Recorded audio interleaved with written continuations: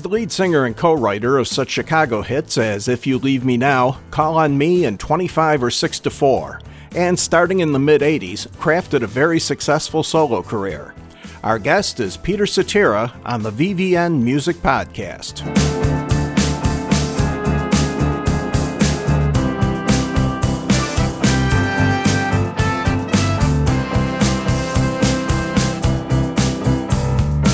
Hi, and welcome to episode 42 of the VVN Music Podcast. I'm Roger Wink, and this week we talk with singer-songwriter Peter Ceterea.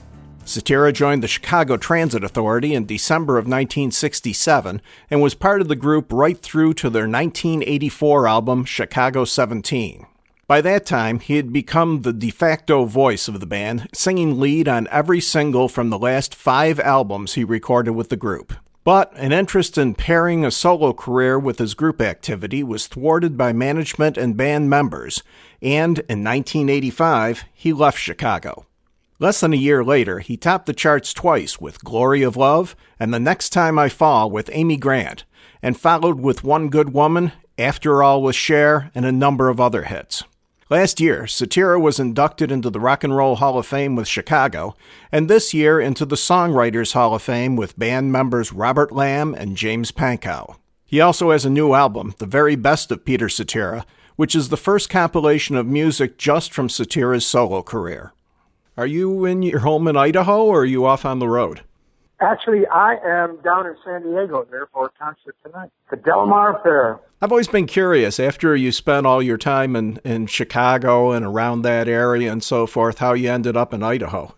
You know, I moved from Chicago out to Los Angeles for years, and then when we parted ways with the group, I was looking to get as far away from that cauldron as possible, and met some people up in Idaho and decided to move there.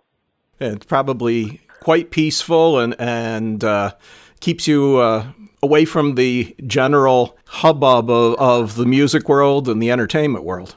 Well, I mean, it did, and it got me into the outdoors, which I've always loved. But, you know, it was a double-edged sword that it keeps you out of that limelight, too, and not the best thing for a career in show business. True. Your new collection is, as far as I know, this is the first time that you have had your solo music highlighted on a greatest hits or on a collection. Is there a reason that you waited this long? Well, I mean, actually, I had nothing to do with it. A company approached me about the idea, and I, asked them to tell me what they had in mind, and they came back with, they picked a bunch of songs, and we sort of went over what I thought was a good choice and what I didn't think was a good choice, and they brought some artwork, and that's basically how it happened. So I really didn't have a lot to do with it outside of the fact that, oh, really, you want to do something? Okay. And so here we are. You recorded your first album while you were still with Chicago, and then, from my understanding, there was some disagreement over you moving ahead and doing a second album, which led to your leaving the group. Is that the way it came about? Basically, yeah. When I did that first solo album, it was stuff that I wanted to write, and I thought, hey, what the heck? We can live simultaneously, and record company Warner Brothers didn't think that was a good idea because I managed to have back in the day there was something called AOR, Album Oriented Rock, and I managed to have a top 10 hit with Living in the Limelight, without any promotion from the record company, who decided it was in their best interest to not promote me because they didn't want me to get a big head, I guess. And so when I wanted to do another album, with the promise of they were going to help me out, then the group kind of exploded, and no, you can't do that. And so we basically came to an agreement. I wanted to leave, and they wanted me to leave, so there we go. On at least the last, if not the last couple of Chicago albums, you worked with David Foster, which, to me, having been a Chicago fan from the very beginning, matter of fact, the very first concert I ever went to was Chicago with Rotary Connection opening. And David Foster almost seemed to be kind of a strange choice, but then you continued working with him on your solo career. How did it all come about that you started working with David? Well, I mean, at the time, Chicago we were, let's just say, on a very downward spiral. There was the usual rock and roll, drugs and drinking involved, and certain people weren't equipped to carry on. And when David came, he and I hit it off immediately, and found that we could write. Times change in music, and you can't really stay the same the way you were in the beginning. You have to change, evolve, and it just happened that David and I hit it off and wrote some monumental songs and enjoyed working together. Matter of fact, I still work with David today. I go and do a couple of shows with him in his David Foster and Friends tour. So, and that created a bit of a problem because everybody thought, he was favoring me, and the fact of the matter is he was, because I was, at that point in time, I was the only one capable of, writing some new stuff, and that's how that happened. You've done so many collaborations and worked with so many artists over the years. And, on this album, you've got your work with, Amy Grant and Cher and Chaka Khan. But there's one song that's a particular favorite of mine. And in reality, wasn't your song, but that's Hold Me Till the Morning Comes with Paul Anka. How did that come about? Well, that's funny that you should bring that up, because that was another David Foster. I was living in Malibu at the time, and David called me up and said, "Hey, I'm up here in Santa Barbara doing a CD with Paul Anka, recording at his house here in Santa Barbara."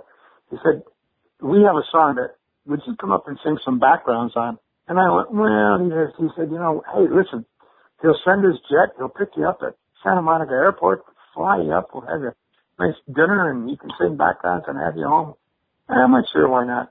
And flew up there, and Paul Anka was such a nice gentleman, and his wife was so lovely, and the house was beautiful, and had a nice meal, and then went down to hear the song that I was going to sing this background on, and realized that, in fact, not only was there no backgrounds, but there was basically hardly even a lead. And so I sort of had to come up with a bunch of parts and more than just background parts.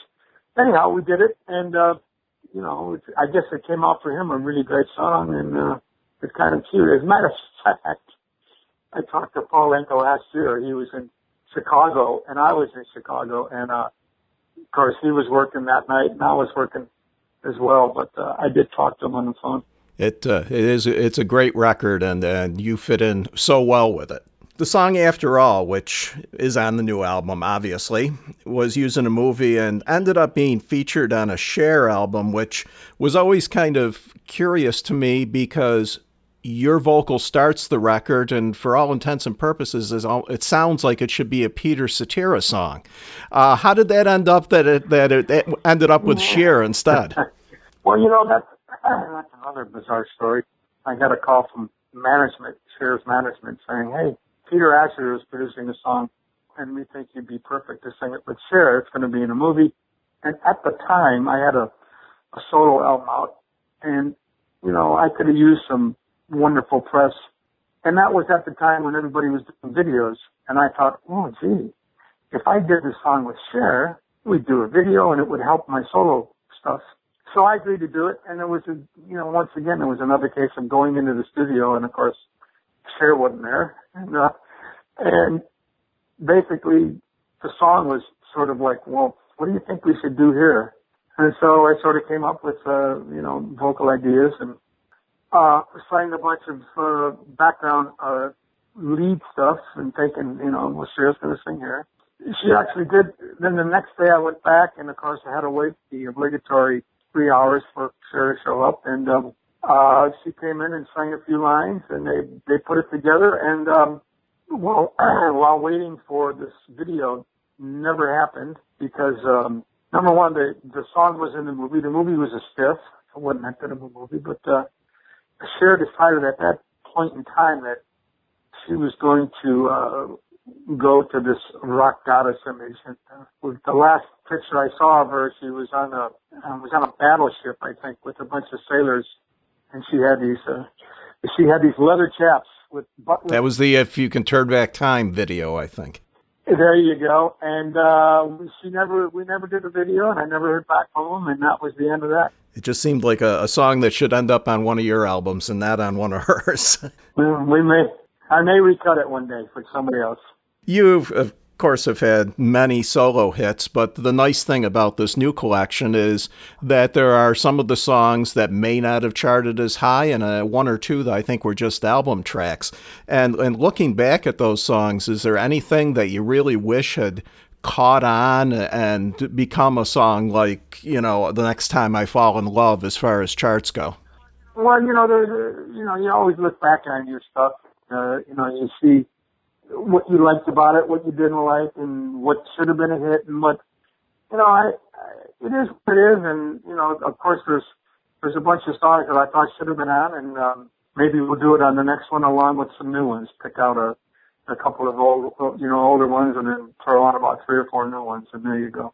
You've had a pretty tremendous couple of years between the induction into the Rock and Roll Hall of Fame, and then I guess it's a week from tonight is your induction into the Songwriters Hall of Fame. It has to be an amazing honor at this point in your career to have all of these things come along. Well, yeah, it's and I think it's kind of bittersweet. I'm not going to show up for that one either, but because I'm working, but they've decided that unless I show up, that they're not going to give me the awards. So it's like, what? But yeah, it's kind of bittersweet. You always wish that, there was good news to go along with the awards, and unfortunately, because of the circumstances with the old group, and it makes it a little difficult and a little touchy, but honor, it's an honor nonetheless, and you always like to be told that you meant something, and to me, the most important thing is when I go and perform now, and just to see what the people's reaction is still, it's just unbelievable, and that kind of means more to me than anything. Well, that kind of leads into my next question, which is, 50, 100 years down the road from now, would you wish to be recognized and remembered for all of the great songs in your songwriting or for the actual performances? Well, I think, I was asked the question before, why do people like your music and your vocals and your songs? And I think to me it's, the true fan can feel the passion in my singing. And I think that's important to me, that people feel that, because that's the way I sing. I sing like I mean it, and I do. And I think people feel that, whether it's a up-tempo or ballad or whatever. I think that's why I'll never be able to work Vegas. Because I just can't do the same shtick every night, I like to perform for people, and I sing with my heart, and I think people can feel that. And, if I'm remembered for that, that's wonderful. Is there anything in particular that you do, because your voice seems to be just as strong and clear as it was from the very beginning, is there anything that you do that to try and keep it that way? Well, I try and sing every day, and right now this is about my 5th interview today, and I'm already getting hoarse, so I have to sing tonight, and I hope I can do it. So try and avoid as many interviews as you can the night you sing.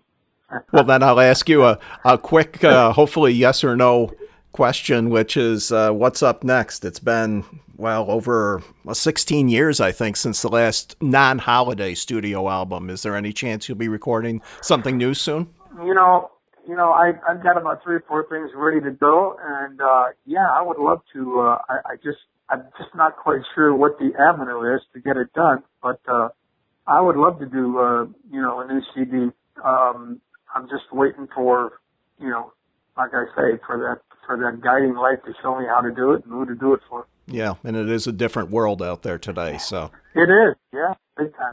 Well, listen, I am going to let you go rest your voice. All right, man. And I really appreciate you calling in, and I wish you the best of luck with the new album and with all of your touring. You got it. I appreciate talking to you, man. Thank you so much. The album The Very Best of Peter Ceterea is available now. We'll be back next week with another edition of the VVN Music Podcast. Remember that you can hear the VVN Music Podcast via iHeartRadio, YouTube, iTunes, Stitcher, Google Play, Libsyn, and the VVN Music website. For the latest news on the veteran artists of rock, pop, soul, country, folk, and blues, go to vvnmusic.com. If you have any comments or questions about the website or this podcast, please send them to vvnnetwork@gmail.com. Our theme music is performed by Yahar. This program was released on June 12th, 2017. The VVN Music Podcast is a production of the VVN Network, copyright 2017.